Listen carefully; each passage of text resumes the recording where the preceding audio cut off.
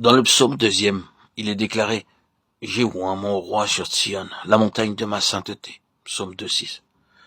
Jésus est élevé, glorifié et intronisé, établi sur Sion, la sainte montagne de Dieu, couronné de gloire et d'honneur, en qualité de prêtre sur son trône. Quelle est la conséquence de tout cela? Bien, je voulais en arriver à ceci.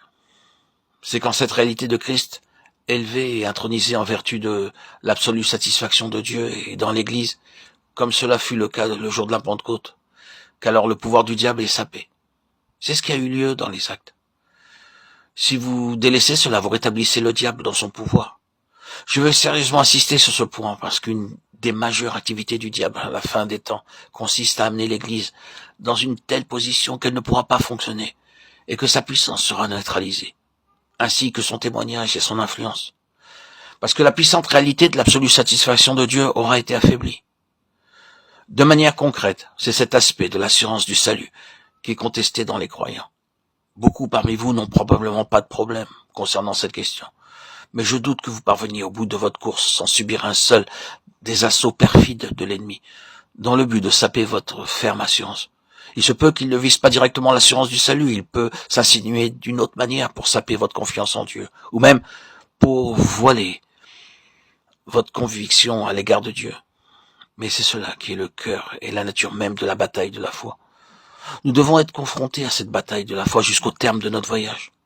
En réalité, elle deviendra de plus en plus sévère et intense.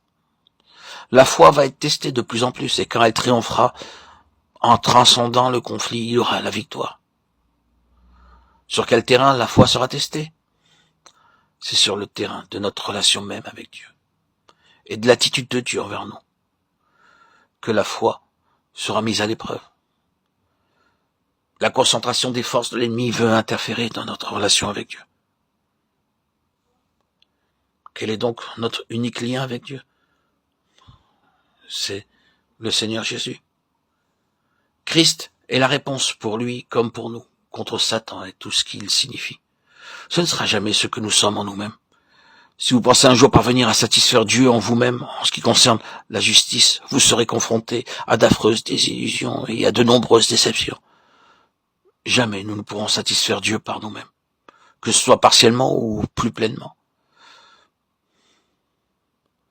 La puissance de l'Église réside dans la foi au Seigneur Jésus. Le lien avec Dieu, c'est le Seigneur Jésus,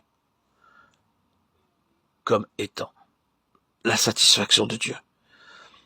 Et la réponse de Dieu à Satan, l'accusateur.